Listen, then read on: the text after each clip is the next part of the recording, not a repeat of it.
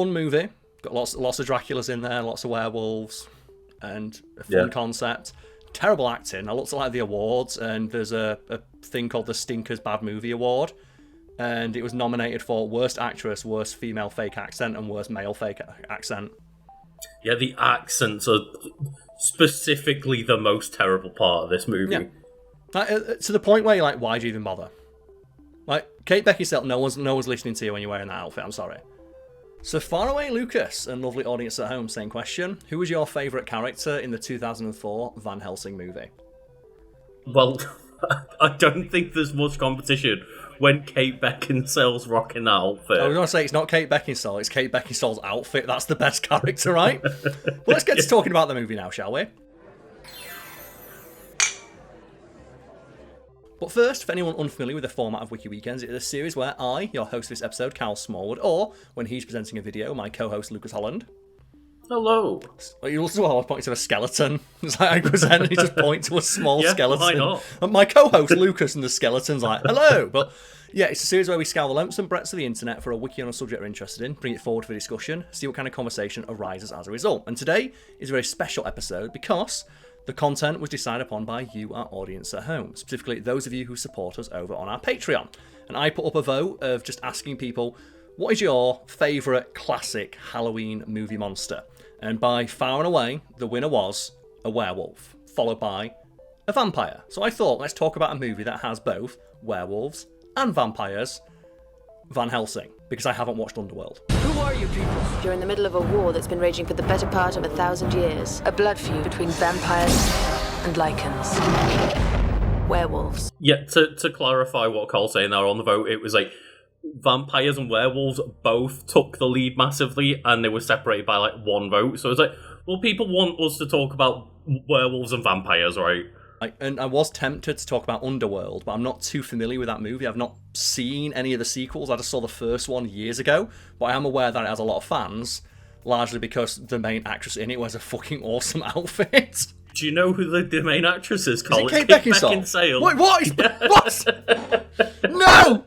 What was she doing in the 2000s where it's like, I want to be the hottest fucking woman in film? Yeah, no, she was just fully appealing to like, I am going to be the hot goth girl of the mid-2000s.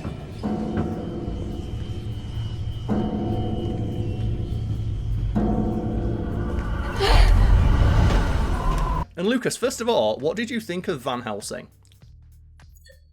It's weird, right? Because, I don't know, bear with me on this, because the movie came out, 20 years ago, and I'd seen it when it had come out, and then I watched it last night, and in my head, it was way more.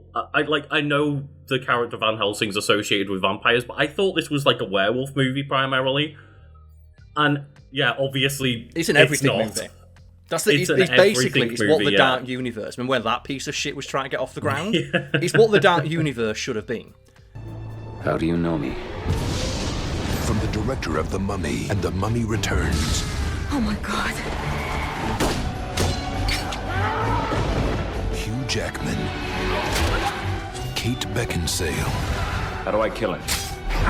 No one knows how to kill Dracula.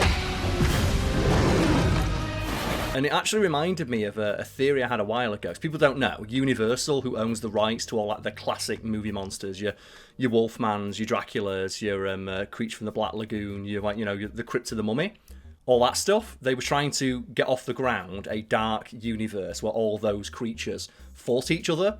And they got 2 movies, I think. I think they got Dracula Untold, which sucked.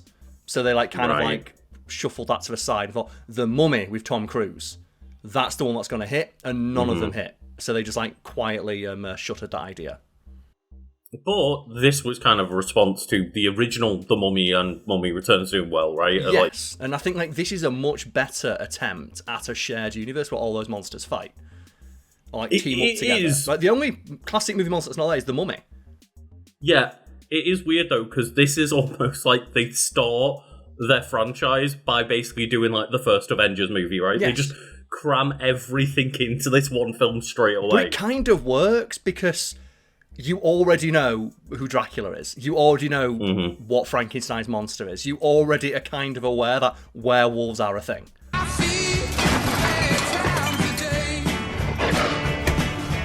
Well, yeah, they do a weird thing, right, where the normal Van Helsing is like Abraham Van Helsing, but then so that they've got an original character, they just call him Gabriel Van Helsing. Yeah, even though, like, hey, Van Helsing's from a book that's in the public domain, you can do whatever the fuck you want with it.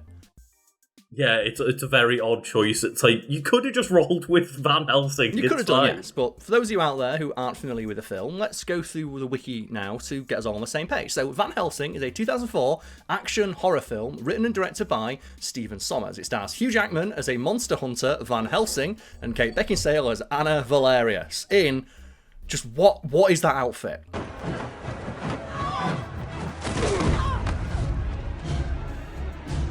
One of the things I like about Kate Beckinsale's outfit is that people who are really into like historical cosplay, you know, people who do like HEMA and stuff like that, they fucking hate the outfit she's wearing because she's wearing like this made-up thing that only women in movies wear, which is like the weird pseudo leather corset that she wears around her midsection that only women in like movies like you know set in the Middle Ages, but like that's not a thing anybody ever wore. It's just a thing for movies to make the women wearing the big ruffly tops look hot. It does look hot, I will admit, but it's like such an impractical outfit for a vampire killer to be wearing. Especially as well when she's doing like as many backflips and front flips as she is. Oh, you need to watch Underworld if you want that, Karl. Yeah, Underworld, I remember like that being quite good in terms of like the acting. Like I said, I watched the first one and then just kind of fell off. But I remember the first one being okay, and it got a couple of sequels, and I know it does have like a cult following, because a lot of people just liked the universe that it built. So I'm not going to talk too much about Underworld, because my familiarity with it is admittedly quite limited. But if anyone out there thinks we should talk about Underworld, you can go to our Discord or our Patreon and suggest it as something we could watch in the future. So I'd be interested in revisiting it. It's just Van Helsing is the movie that I remember more, so it's the one I wanted to talk about. Yeah, and I was aware that there was a sequel to Underworld. I just quickly checked Underworld and was like, on Wikipedia, of course, and it's like, there's 3 sequels. Oh, there's 3? I thought there was 2. So no one's like Vampire War. One of them might be like animated or something like that, but I just saw that there was like 4 Underworld movies listed on there. I was like, what is going on? Yeah, that's a movie that you look at it and go, The Matrix was popular, right? Yeah, Do you know, there's that glut of movies that you look at and go, The Matrix was popular. And do you know what, speaking of like unnecessary amount of backflips, recently, I don't know why, I like half watched in the background Aeon Flux. And do you remember Aeon Flux? I do not so remember Aeon Flux was this shit-ass action movie, and watching it today feels like you're watching a parody, because every single action... Do you know like the quick cuts you got in like a Bourne movie?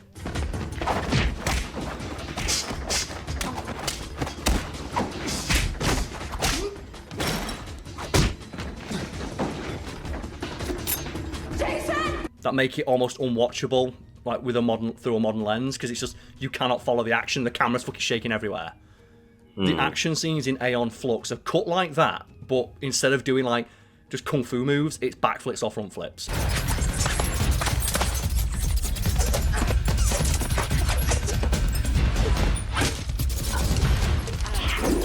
And there's a scene where literally the main character just does 40 front flips in a row like a Power Ranger as the camera whips all over the joint. I just quickly Googled it, and it's Charlize Theron with awful hair. Oh, yeah. But I watched that in the background. God. It felt like I was watching a parody movie. It's like, you watch it's like, why are they cutting it so badly? It's like, oh, no, that was the style at the time.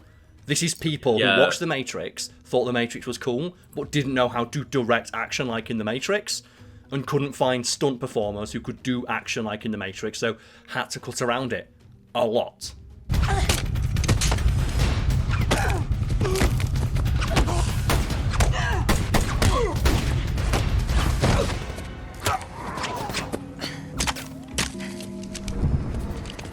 Just based off the images I see on Google, the first thing that sprung to mind was that Catwoman Halle Berry film. Mm-hmm.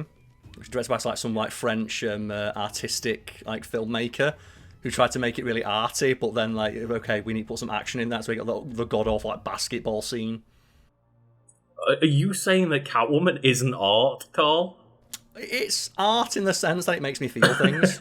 It does. If the purpose of art is to elicit a response in your audience, it certainly does that. But I don't think it's the response that the filmmaker wanted. But bring it back to Van Helsing. It is a homage to the Universal Monster Hunter films of the 1930s and 40s, which were also produced by Universal, who made this movie.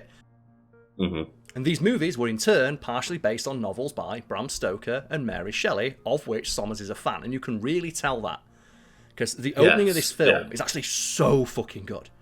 Where it is like a direct homage to the original Frankenstein movies, all in black and white. It's alive. It's alive. It's alive! I did remember it being, like, more artistic than it was, because it was basically just the rest of the film was similar, but it was in black and white to begin with. Yes, but like that opening scene of it being in black and white is really, really impressive, because I like that they went to the effort of using a painted backdrop for the sky the same way they did in the original. And something that I like about Stephen Sommers' work, specifically for that scene, in his direction and the cinematography and the lighting specifically, is that when filmmakers film in black and white, a lot of them are just tempted to film the film as they would normally and then just turn the saturation down on colours. And that's not how you film in black and white. To film in black and white, it requires such an intricate understanding of colour theory, because things that look good in colour do not look good in black and white. Because black and white, you don't have colour to play with when it comes to building a scene. You only have light and shadow. What's interesting about Frankenstein's Lab, which we're shooting at the moment, is that it goes from black and white to colour. So I had to think tonally for the black and white sequence, and obviously colour harmonies for the when we go into the colour sequence.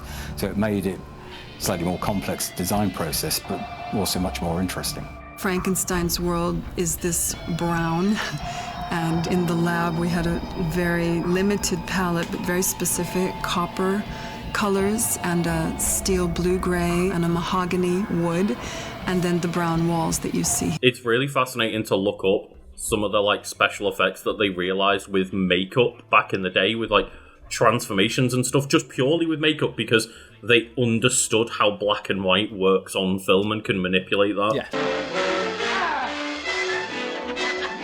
The first to move will die, like that fool Captain Hook, who thought he could match wits with me. You're the octopus. You're right, Mr. Morgan. And if anyone out there is thinking, like, well, what do you mean by this? A good example is, as Lucas mentioned, makeup. So, for example, the makeup that actors would have to wear for black and white movies would be green. And for anyone out there who's wondering, like, what do you mean you have to, like, change the colours for a black and white film? Surely it doesn't matter. It's like, it kind of does. And a good example is, like, the 1960s Addams Family TV show, where the entire Addams Family set was bright pink. And that's because when they tried to initially dress the set as you would an Addams Family set, it's like, oh, it's spooky and kooky, let's get lots of like dark objects. When you put it into black and white, nothing stands out. So they made everything pink, so that you can see it when it's in black and white, and then shadow is more pronounced against it. Yeah. I think another like really fascinating example of a more modern movie is Sin City, where just like you look at all the things they had to pull off, where like, oh well, we're filming this in black and white, so how do we get like things to stand out really brightly? And it's like, oh, we'll use like retro-reflective tape on a lot of things, yes, for, like the bandages Marv, and stuff right? like that. Like his always cuts and stuff on his face. They, as you said, they use the reflective tape, so it really, really stands out. So it's like as it would in the original comic book, right, where it's just harsh use of like light and shadow. Or like the it's Elijah Wood's character, I think, with like the glasses that are like glowing. He's got like the anime glasses, right? Or was that tiny little pinholes in them to see through with like the massive tape on top. Yeah, because like obviously they wanted it to look like a comic book, and it made me wonder of like, did Stephen Sommers want to put this entire film in black and white? Because I bet this film looks like, one thing that struck me rewatching it is those special effects actually look all right. They're not that bad. Standards, that is one thing that I'll give credit to this movie, is like they were swinging for the fences in every single regard. Yeah, like, they're not hiding a lot of the effects. Like initially, when like you get the Dracula transformation, that's in shadow. I get that you don't want to like blow your load right away and show us what Dracula looks like when he transformed into his super mega Dracula form. But like the effect when he gets kicked into the fire and he walks out on fire, that's a really fucking good effect. And it being in black and white kind of hides like the use of CGI. You know, detail's kind of extraordinary. It absolutely helps. I mean, it helps enormously.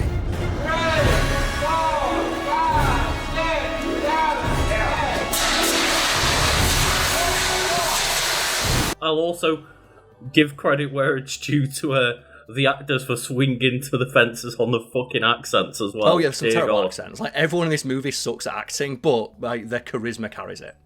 Like, Hugh Jackman's accent is fucking all over the place, but he looks good in that outfit.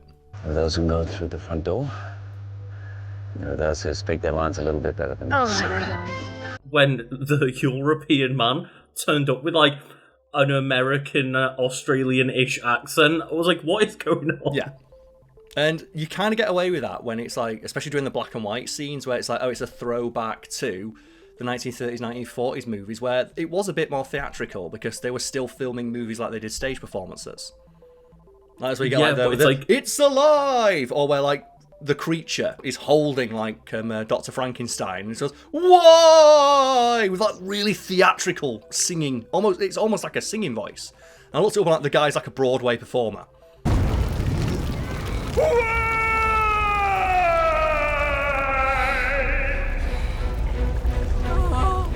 I'd have loved to have seen more of Hugh Jackman, like, bringing his, like, you know, Broadway elements. Oh, if they made this into a musical, Van Helsing the musical would have been so fucking, like, fire. Right, yeah. But, you know, we'll continue now with the Wiki Lucas. The eponymous character was inspired by the Dutch vampire hunter Abraham Van Helsing from Irish author Bram Stoker's novel Dracula, which I have in front of me here. So, Dracula, and I will give props to the film. It's fairly close, or it's about as close as a movie's going to get in regards to the portrayal of Dracula. Dracula doesn't have a mustache like he does in the original novel. Like, that's the thing about a lot of these like adaptations of these classic movie monsters. When you get new films that are like showing like Dracula or Frankenstein's monster, they're usually referencing older movies, not the original like source material. Because like, in the original Dracula novel, Dracula has a mustache. Yeah, and I don't think for the vibe of like 2004 that the mustache works for making the vampires sexy, which they did. Speaking of like creatures that don't look like they do in the original source material, we have Frankenstein. I've got all the books. I try and do a reread of a classic spooky story each and every Halloween season. And Frankenstein might be the most poorly adapted character in fiction in regards to no fucking movie or TV show ever actually goes and reads the book. To the point where a lot of people don't actually believe you when you tell them what the creature is like in the books. For example, when I say like a Frankenstein like monster, Lucas, what do you think of? What springs to mind? So I think of the Scooby-Doo cartoons where it's like the big green lurching man with like Lurch, the Addams Family, right? Looks like that. Lurch, tall, basically, gangling, and he's got like the pins in his neck as well. Yeah, probably the flat top. That goes back to the Boris Karloff portrayal. Also, like in terms of physicality, Lucas, what's the physicality of Frankenstein's monster in your head? Very tall, broad man. Yeah, how do they move? Again, like a lurch, like, it's very slow, very heavy. Yes, lumbering, stiff-legged gait, right? That's not how the creature is described in the books. Or in fact, in the book, the creature is described as being really, really beautiful. And they talk about how Dr. Frankenstein spends months crafting the creature, making them perfect. They're likened to like, you know, a Greek statue with the amount of effort he puts into like sculpting the features. And he mentions that the creature has perfectly white teeth and it has like raven black hair. And it's this beauty that contrasts so wildly when the creature actually opens its eyes. And the eyes that open are dead eyes into sunken eye sockets. And at that moment, Dr. Frankenstein sees the creature as a monster. Because like these perfectly sculpted features he spent all his time working on immediately become horrifying when contrasted to the window to the soul, the eyes being completely dead and sunken in. He also describes the creature as being not only tall, but extraordinarily limber and faster and more powerful than any mortal man. And how often do you think of like a Frankenstein's monster like stumbling like, ugh. He's doing fucking parkour shit in the book. Yeah, like, out of every adaptation I can think of, I've never associated Frankenstein with being anything but slow. Being slow, yeah. I think that the Guillermo del Toro one seems quite close, because that has like the long raven black hair, but I've not seen that yet. But I'm hoping that's a bit close to the original novel, because like, every Frankenstein adaptation has the monster be a lumbering creature. But one thing I'll give Van Helsing props for is that the creature is well spoken. Yeah. I like that element of it, yeah. Yeah, that's another thing from the books where the creature, initially it can't speak because it's a newborn, but it teaches itself to speak by reading classic literature that it finds, like, scattered about in the woods and stuff, and then initially in its pocket from the coat it stole from Dr. Frankenstein. And it's very eloquent. No! Thank you.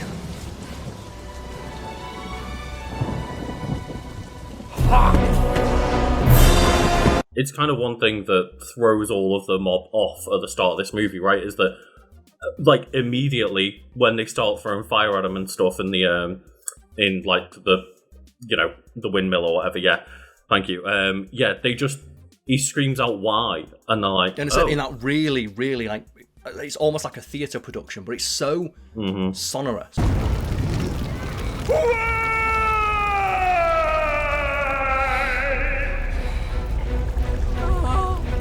And it's coming out of this, like, horrifying creature. So I think they've got that right, in that there is, like, this soul inside this creature. There is, like, an inherent nobility to it, and it just wants to live. And I do like that, where they encounter the creature and it's like, just fucking kill me. I want to live, but you can't let Dracula get a hold of me. I'm not so sure that I appreciate the, like, Android 20 Dr. Gero brain, like, in there. It's as I say, it's an interpretation.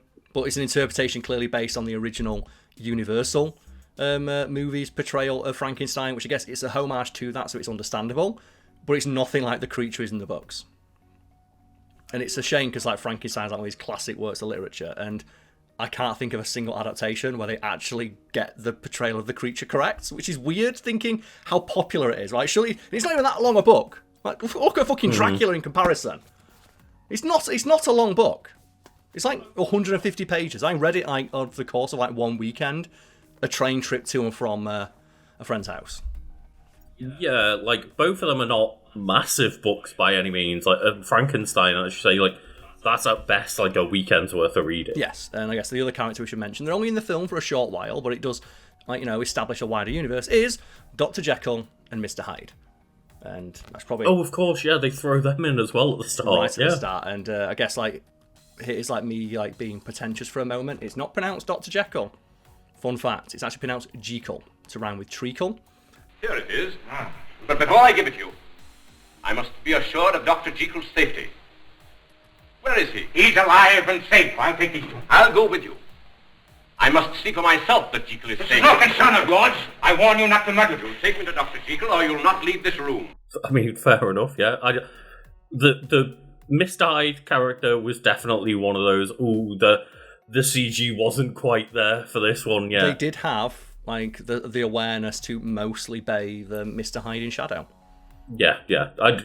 It's one thing that I was a bit annoyed about. I don't know whether it was just the stream I was watching, but I had to turn the brightness up on my monitor because the darkness of this film. Well, it's one of the things that's surprising. Like, say for that initial scene, I think the Mr. Hyde scene, it's because, okay, that CGI is not great, and they clearly saved all their budget for the werewolf fight at the end. Fair. Yeah. I knew I was watching a movie from the 2004s when it was a scene set at night and I could fucking see what was going on. Like Kate Beckinsale, like, like doing the swing across the bridge and, like, the final penultimate scene, and I can actually see what the fuck is going on.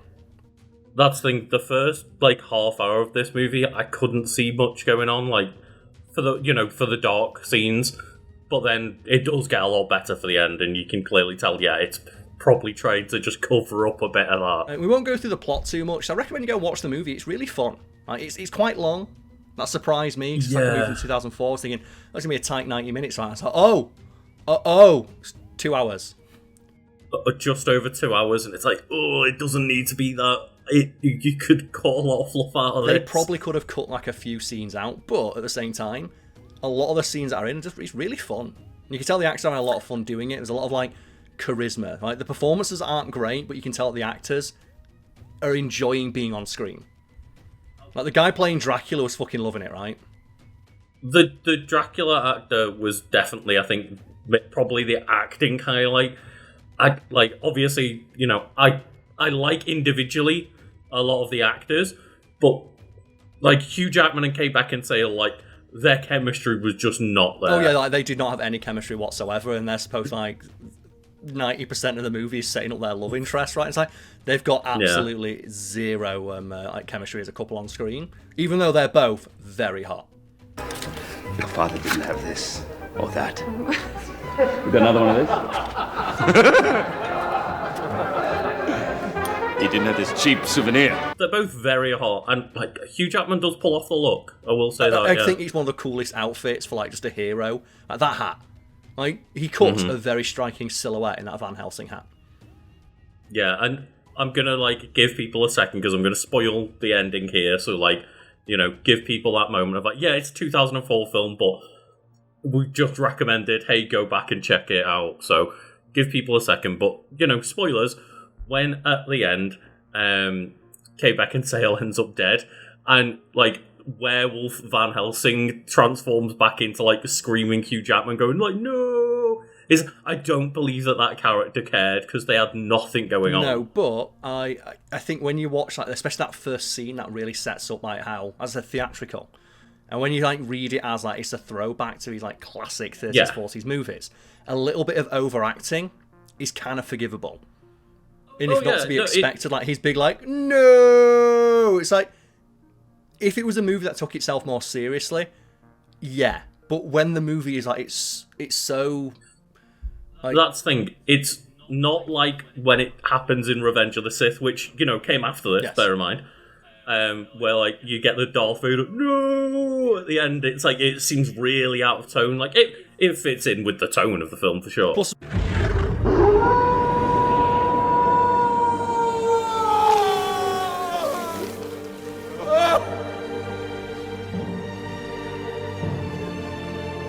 not to mention, it's a really boss visual that you have. Like he go from like the wolf's cry to the man screaming. That's like that's a pretty dope visual. Yeah, the werewolf howl into the no, and they do like the fade into it becoming human speech. I was like, okay. It reminds me like it's in Mortal Kombat 11. Nightwolf has like one of the sickest outros when he wins a fight. Where Nightwolf is a Native American character who has like his spirit animals, and one of them is the spirit wolf. And one of his wind poses, he just screams, and it fades up, and it cuts like his like scream of victory into the wolf's howl, and it's the sickest shit. Mm-hmm. I played the character in Mortal Kombat 11 for that alone, because that outro is just so fucking hype.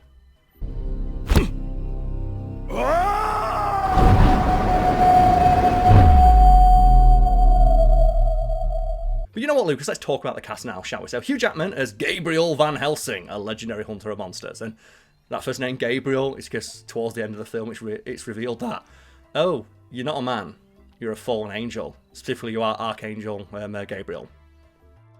Yeah, you're both Archangel Gabriel and a werewolf and the OC eponymous vampire hunter. It's like, you just got everything going on. The one that gets me is like, why the fuck wasn't it Archangel Michael? Come, Michael, serve me and share in my triumph.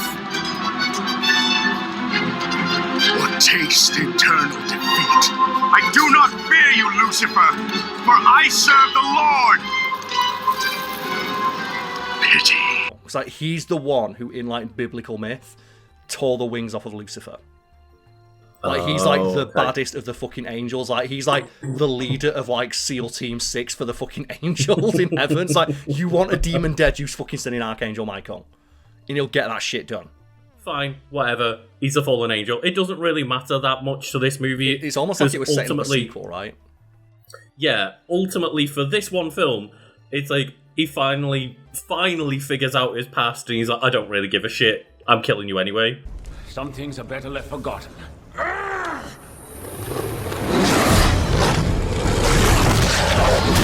We move on with the cast now, Lucas, of Kate Beckinsale as Anna Valerius, the last descendant of an ancient Romanian family.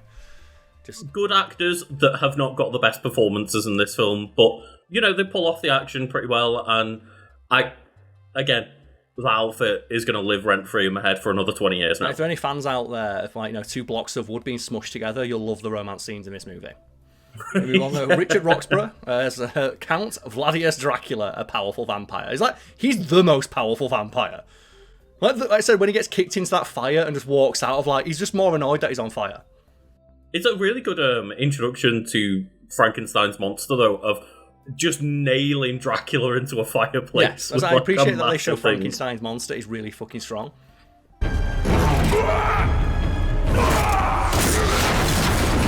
But Dracula just completely walks it off straight. Yeah, it's just the fact is that he's more annoyed that he's on fire. We have David Wenham as Karl. Hey, a friar of the Holy Order, and like I feel so bad for David Wenham because he's a really handsome dude. People might reckon he's Faramir from the Lord of the Rings series.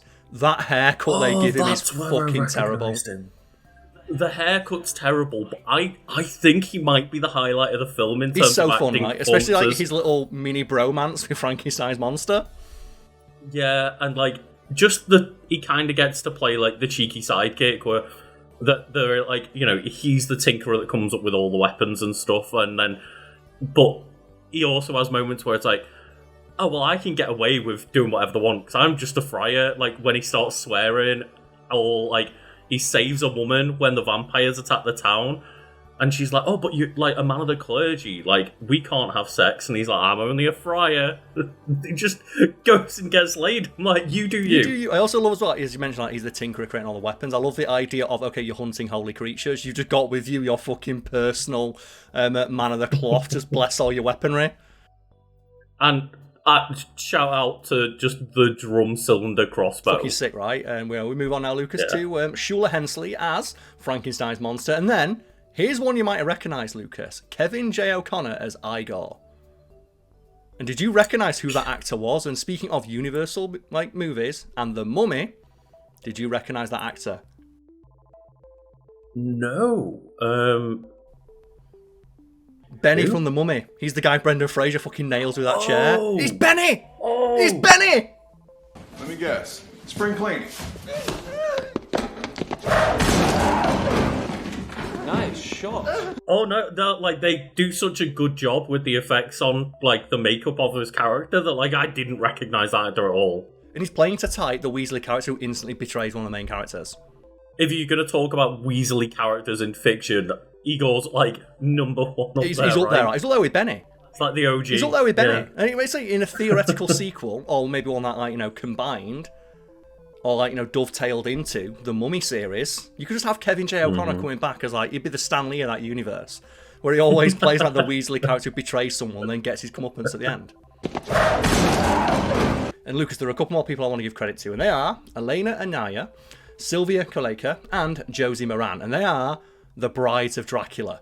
And speaking of fucking money 10 on 10 designs, every single one of those ladies is the hottest lady I've ever seen. And every time they introduce a new bride of Dracula, like, they can't possibly find a hotter lady in a hotter outfit. And then another bride turns on, it's an even hotter lady in an even hotter outfit. Yeah, there's a moment where Kate Beckinsale's character is basically getting like seduced to death by them when they attack the town. I was like, not a bad way to go. Yeah.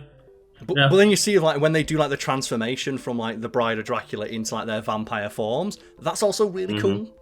Yeah, I think that actually is one of the effects that like held up relatively well. Like again, none of this is groundbreaking stuff for 2004, but it looks all right when you remember what a lot of other movies looked at like at the time. Like the idea of them like wearing like the long flowy dresses and they spin around, and that becomes their wings. Yeah, because like when the like little babies come out later, they don't look They great. look terrible. Yeah, but yeah, and I just love when fiction leans into the whole like vampires are super sexy, and like that's not so much again in the original book.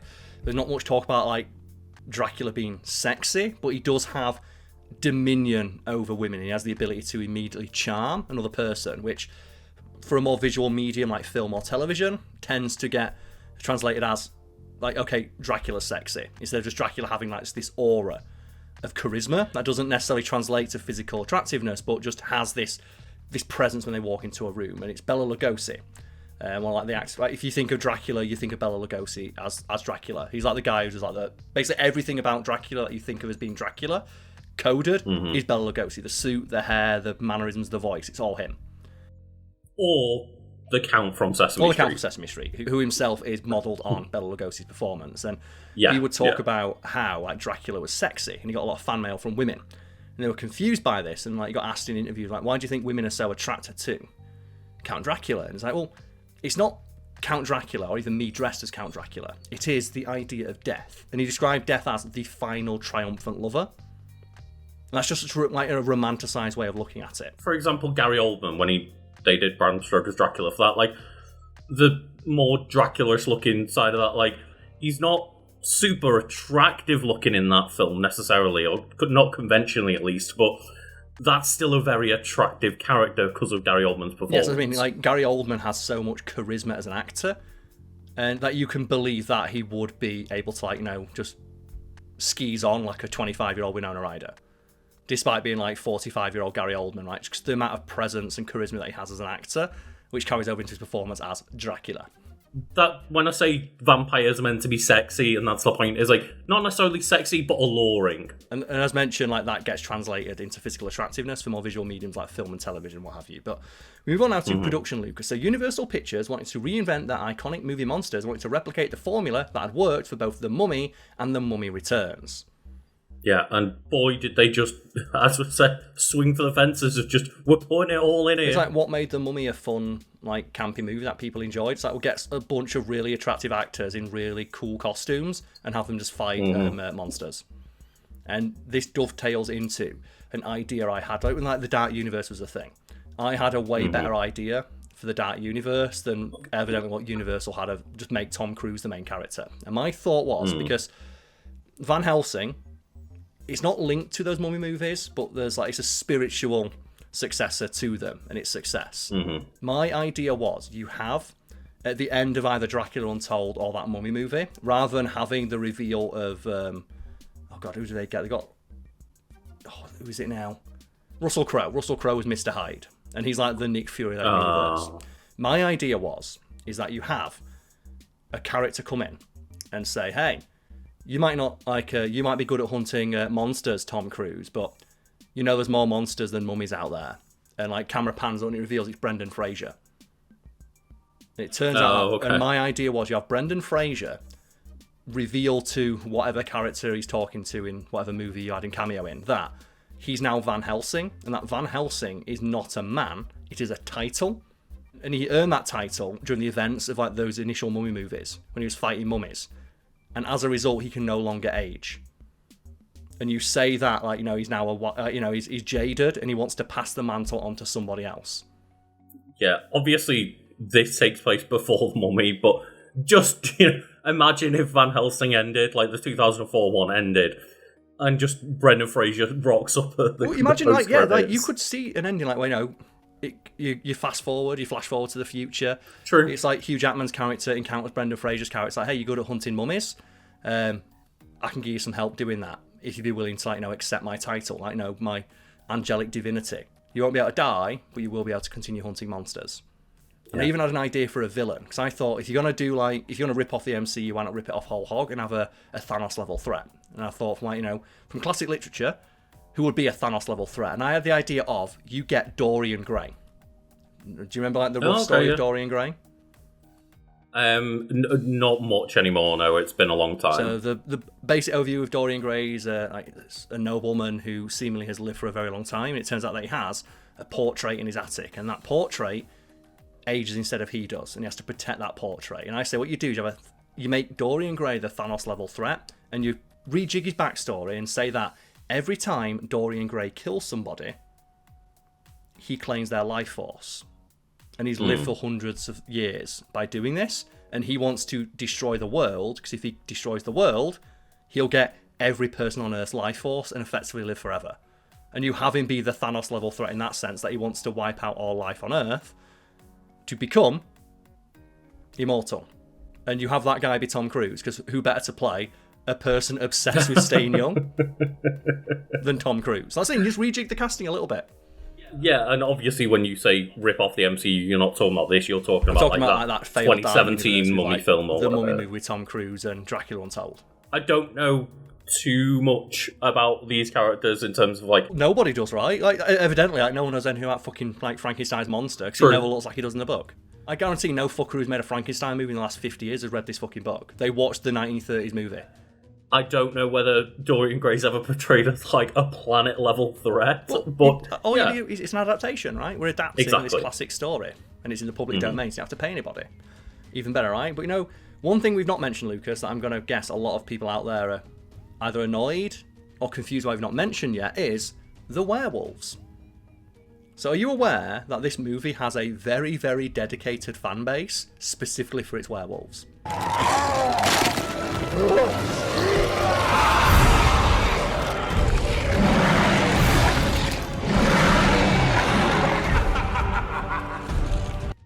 I was not, but maybe that speaks to why, in my memory, it was way more associated with werewolves than anything else. Yes, so there is like a small but dedicated subset of furries out there who contend that the werewolves in Van Helsing are the best werewolves.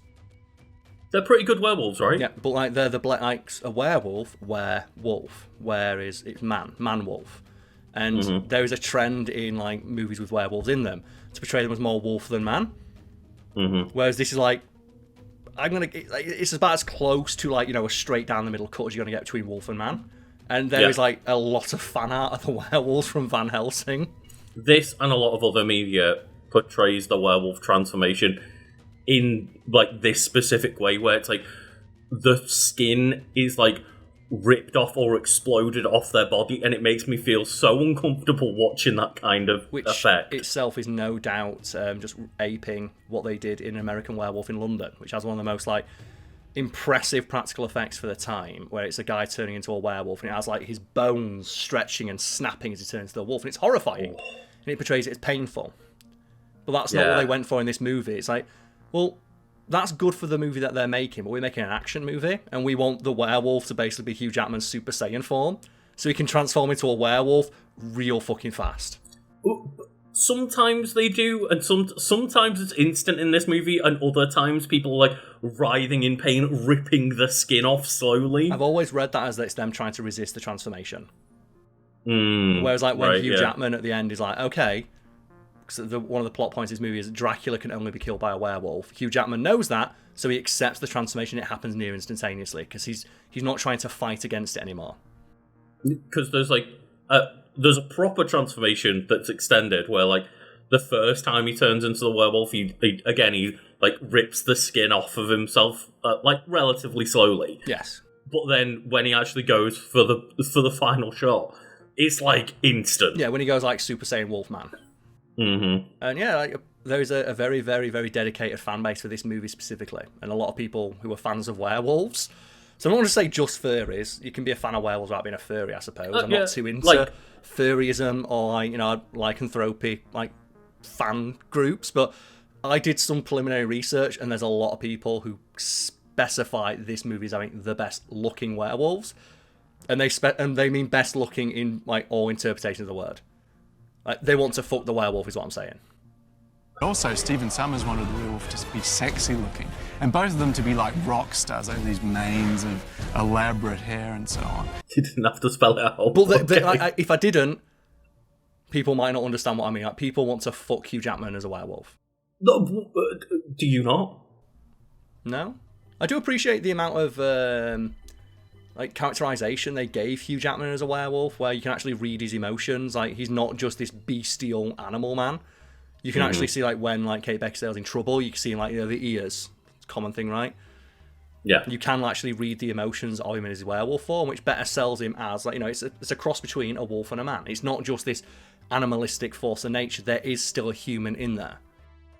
Yeah, no, I appreciate that, because like a lot of the time when it is werewolves, it is just like you lose yourself completely to the madness, right? Yeah, and it's like it's just a big wolf, and it's like, well, that's not a half werewolf, or that's not like, and it's effectively just a big wolf. It's like, but that's not half man, half wolf. That's just a big wolf. Yeah, I love all the fight scene, like for example, some absolute werewolf combos. I never thought I'd see like werewolf combos from like he's doing it. I really like the effect of when her brother, Kate Beckinsale's brother in this, can't remember the character's name, but okay, yeah, he comes to warn her, like, look, I'm alive, I didn't get killed by the werewolf, but I am a werewolf now. Werewolf now, but fortunately, for like 29 days of the month, I'm alright. Yeah, but like, there's, like, the moon goes away and he turns back into a human for a second, and then the moon comes back out and he starts, like, backwards crawling up the wall before, like, he transforms back into the werewolf again. I thought that was, like, a really cool effect. really effectively creepy. I mentioned like Hugh Jackman doing werewolf combos. Are you aware that you can actually do Hugh Jackman werewolf combos in a video game? Is there a Van Helsing video game? There is a Van Helsing video game, and not only is it basically just Devil May Cry, but instead of having Devil Trigger, you got Wolf Trigger. And you turn into a werewolf for a little bit. Hugh Jackman reprised the role. There's some formidable opponents, shall we say.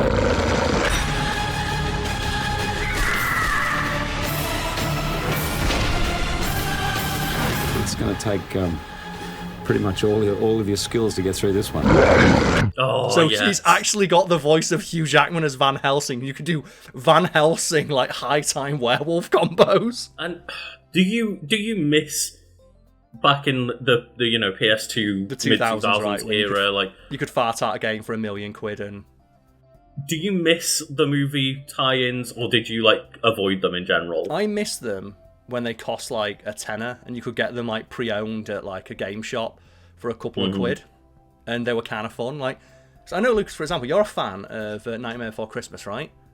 I am indeed. Do you know there's like an officially licensed Nightmare Before Christmas game that is also like Devil May Cry inspired, where you do like Jack Skellington combos, and he has like Jack Skellington trigger?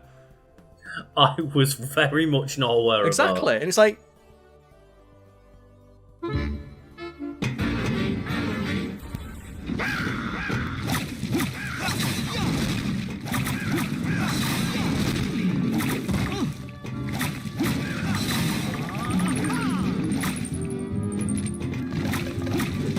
You wouldn't get that made on like the Xbox One or PS5 because it cost a fortune to develop. For the PS2, you could farm that out to a company that makes like Hello Kitty Adventure games, right? Get them to just like cobble together and just rip off Devil May Cry. And there was always seemingly like a really cheap bad platformer version on the Game Boy Advance as well, there right? Was always, right? Yeah, and I think it's like in regards to just taking like some classic literature and turning it into an action game. Do you remember that like Alice in Wonderland character action game?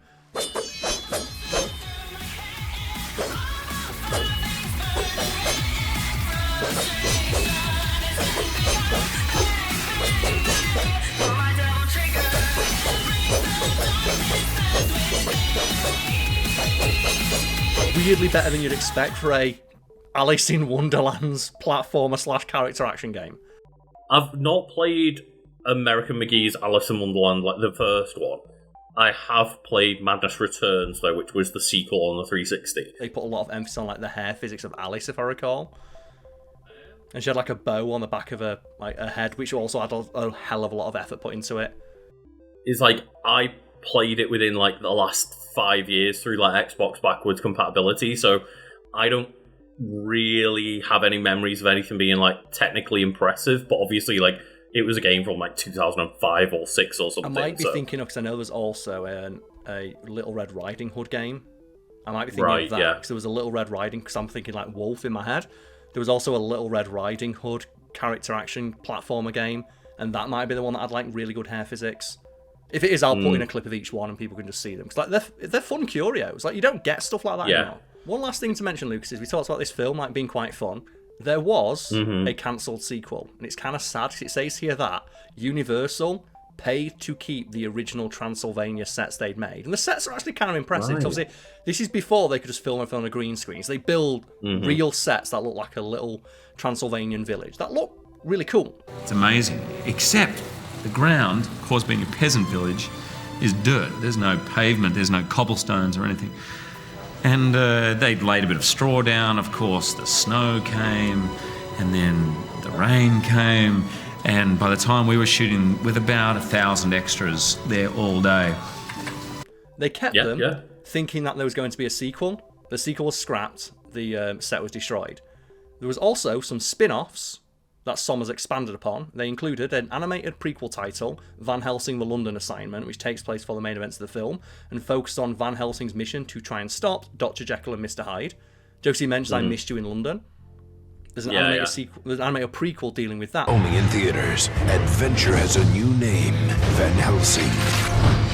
And starting May 11th on pay-per-view. See Van Helsing, The London Assignment. The thrilling backstory leading up to the blockbuster movie event. Van Helsing, The London Assignment features the voice of Hugh Jackman. This isn't over. There's also a one-shot comic book published by Dark Horse titled Van Helsing from Beneath the Rue Morgue that follows Van Helsing on a self-contained adventure that occurred during the events of the film. So it's just before he returns to Rome, but after he kills Mr. Hyde. In the adventure, he deals with Dr. Moreau from the island of Dr. Moreau and his island of hybrid mutants. Oh, cool. And that's the thing, there's so much there you could do with this character of, hey, especially as well when everything you want to deal with from classic literature is in the public domain. You can fucking pick anything up you want. Like, you can have Dorian Gray in there, the island of Dr. Moreau. Like, you can have the fucking aliens from War of the Worlds turn up if you really wanted to. Yeah. And just, like, that's shit-canned. That's one thing that I really did enjoy, talking about, like, the Dr. Jekyll and Mr. Hyde bit and stuff. The opening of the movie just establishing that all of Europe knows that Van Helsing is a badass but a dickhead. Yep, and not to mention as well that monsters are real, and all those classic movie monsters that you've heard of. Like, for all we know, the mummy was rocking about, we just didn't see him. They find Dr. Jekyll dead in the streets of Paris, right? As he, like, kicks him off of, I think it's, like, Notre Dame, maybe. And it's like, oh yeah, Van Helsing, you murderer. And then he goes back to the Vatican and he's like, oh, forgive me for I have sinned. He's like, of course you've sinned. I know. Everyone's told me. Again, why Van Helsing? To be fair, he tried to save Dr. Jekyll. Mr. Hyde killed himself, essentially, right? He did give him the option of coming back without getting killed, yeah. Not to mention as well with like Mr. Hyde, he does the fuck you didn't win and transforms back at the last second. Yeah. And just Mr. Hyde transforms back into Dr. Jekyll as he's falling. Dr. Jekyll doesn't know. Just moments before falling is like, wait, what the hell's going on? Why have I got one arm? Oh shit. And Joe, in my head, he's not even dead. We didn't see him die.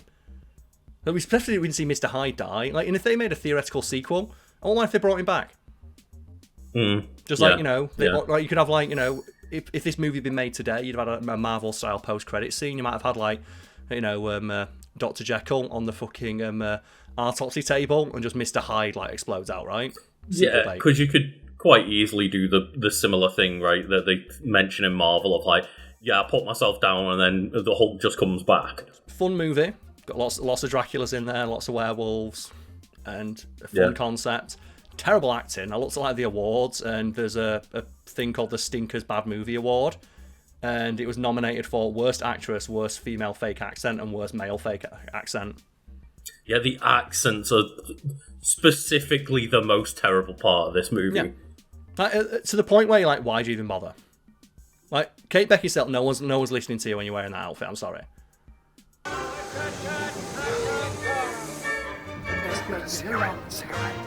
And the other thing I want to give like a shout out to, because I'm presumably going to use it for the opening and outro for this video, is the soundtrack was weirdly good. And I looked it up and it's Alan Silvestri who did all the Marvel stuff. Oh, okay. Yeah. Just like specifically like when they're going to like Transylvania, they're like, even though they're going to Transylvania, it's Spanish guitar. But that Spanish guitar riff is like actually really catchy. And I was watching the film and I was like, hang on, this is like a really bopping soundtrack. Who did? Oh, it's Alan Silvestri, of course. Is that Spanish guitar? He's fucking going. There's never been a better fit than Alan, because from day one, from the first cue, the first time the first cue comes up, you just go, okay, well, here's another home run. Like, obviously, just in terms of the whole production, we talked about this when it comes to Jumper, of like, those mid-2000s films, as you mentioned with like the sets, like, you couldn't just do like a cheap green screen movie, or not necessarily cheap, but like cheap looking green screen movie and just fart it out. Like, you still had to make everything look very good, and you had to use practical sets and practical effects a lot of the time, and like, yeah, there's a lot of CG characters in this, but like, it still for the most part just overall, like, looks good. They got a good cast who did wearing like poorly, practical costumes, like Marvel movies, all those costumes are CGI. It's like Hugh Jackman's actually wearing the fucking costume. Like, it's on a set that they built that was real, with like lots of extras. And we've mentioned Kate Beckinsale's outfit. It's like, not only the outfit, but the fact there's like 10 swords strapped to the outfit as well. Yeah. Just, yeah. You know what? Thank you all for watching, and yeah, let us know what you think of Van Helsing. Or like, you're just a fan of werewolves. Do you want to fuck the werewolf?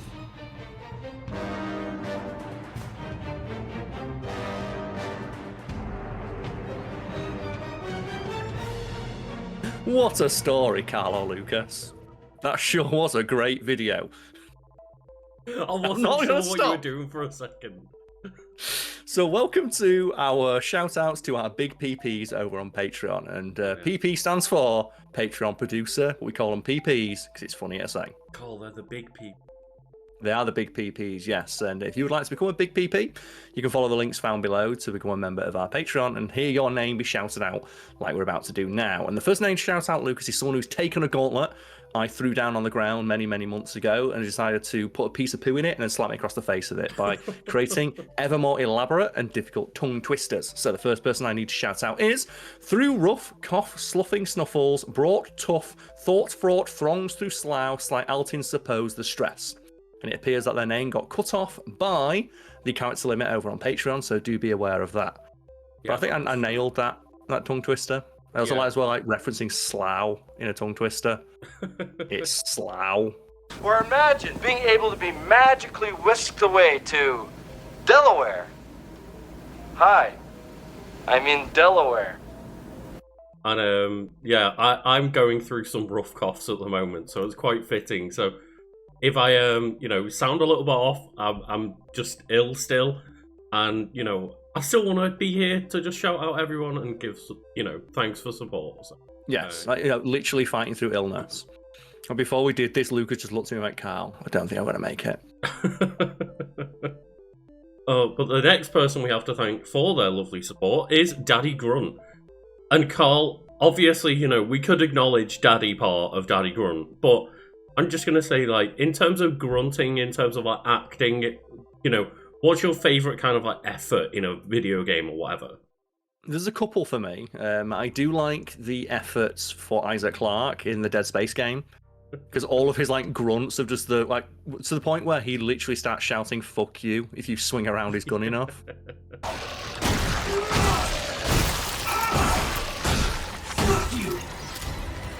I was going to make a joke of, I like the noises that the grunts make in Halo, and they're just and screaming.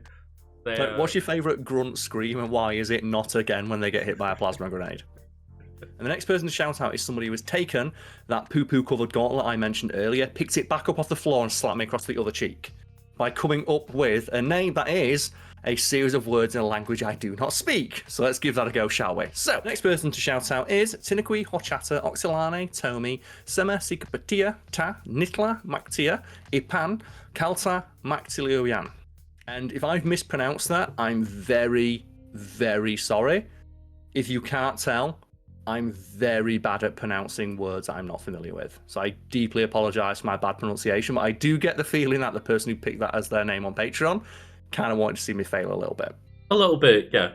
Just the thing is, just a little bit. Yeah. Not too much where we're going to get cancelled for have you heard how bad that pronunciation is, but enough where they can be like, look at this fucking dude struggle. Playa, Yakur. Of the volcano, Aya Fiatla Yurga. Here. Eja Fiatla Aya Fiatla Joku. I mean, speaking of struggling, Karl, I don't even have words for the next shout out, so that's what I mean. People have these gauntlets. I feel like there's multiple gauntlets now with multiple kinds of poo in them that people are throwing at us left and right. So the next person has not even submitted a name; they've submitted a story told via emojis. So Lucas, what is this story? I don't necessarily know what the story is. I can't quite grasp it, but it does appear to be a series of faces made out of punctuation. So I'm gonna do my best to describe what I see. So Lucas, I now get to say one of my favourite lines from one of my favourite bad game shows. Say what you see. £290. What do you think it is? Tip the waiter.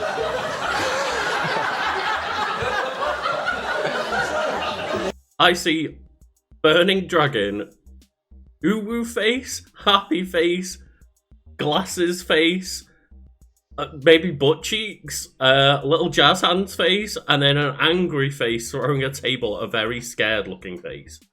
Yeah, did I just absolutely fail at getting the prize in catchphrase? No one will ever fail harder than just a snake charmer. We mention it all the time. I'm putting the clip in again. Means concentrate. Here we go.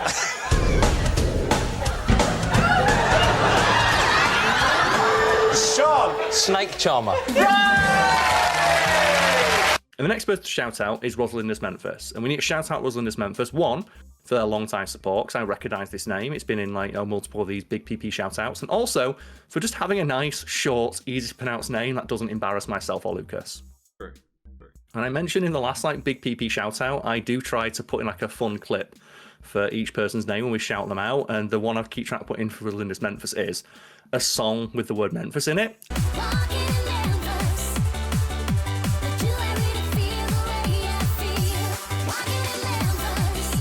I find it funny, Karl, because I said months and months ago now that you're going to regret throwing this challenge down so hard, and now here we are. But somebody else that has kept it simple is Kicking Bucket, who also has decided to, I think it was last month, they added in also having a table flip emote in there. So we've got multiple little angry table flip emotes in there. And Kicking Bucket is a euphemism for, just eating shit.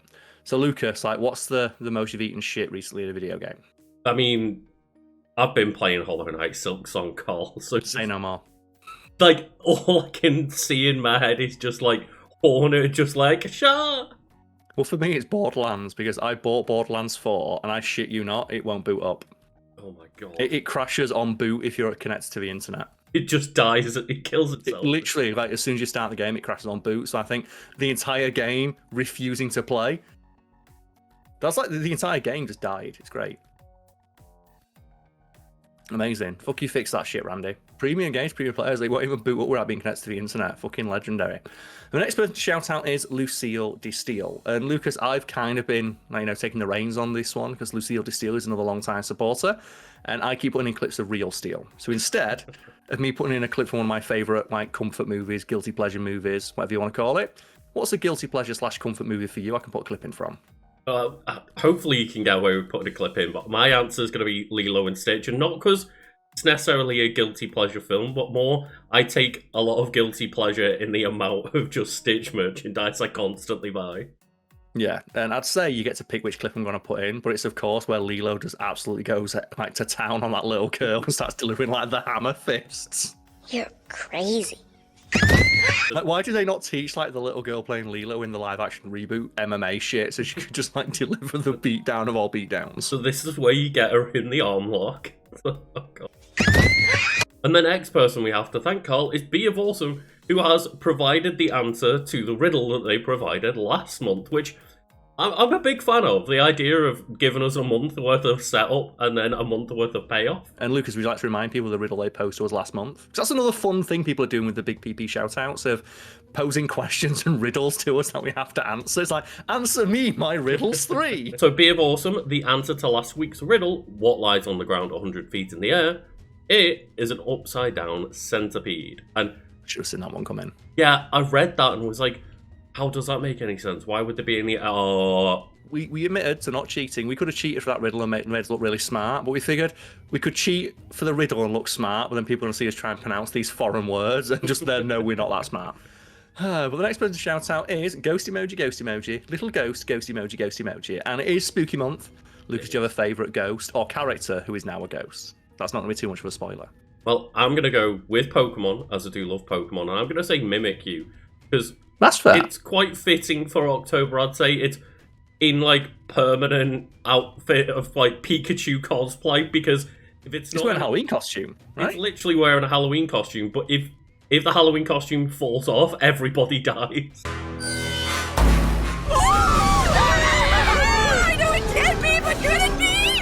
Pikachu's hair! And then next person we have to thank, Karl, is Split Scream, another person that has just, gracefully not punished us, so I have to thank them for that. And their name is Split Scream, and we are in Spooky Month, as mentioned. So, Lucas, is there a favourite example you have of what I like to refer to as scream acting, which is where actors just scream real loud and it's very convincing, or, at the very least, entertaining? Well, my favourite moment of scream acting is in the movie Scream, where they... I knew it. I knew it. When Matthew Lillard just gnaws on the scenery. Yeah, yeah, of course. The faking death moment, just, the reveal. It's yeah. That's right. You gave it up. Now you're no longer a virgin. That virgin. Now you gotta die. Those are the rules.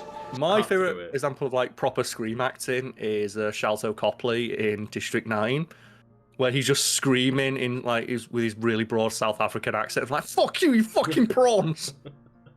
He's so good. He spends half that movie just fucking screaming, and then the other half annihilating people with pigs launched at Mach 3.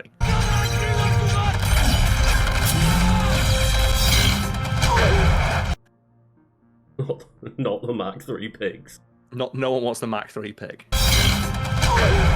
Except for Shalto Copley, because he's like, fucking prawns! And last but not least, we have to shout out Ranma Satami. And it's really fun as well, because like when I booted up my computer this morning to start work, I saw we had like a Patreon subscribe, and it was Ranma Satami. I'm like, that's perfect. Me and Lucas are doing the shout outs later today. They picked us at the post and got it at the last possible second to get their name in the credits. There's my name right there. Ranma Satami. Looks more like Brad Storch. No, it says Betty. Betty Symington. Thanks for taking credit for other people's work. We appreciate the support of our big PPs. Our PPs are just everyone who watches these videos, especially if you're watching it to the end and seeing us talk now. Thank you for watching. We'll see you all next time.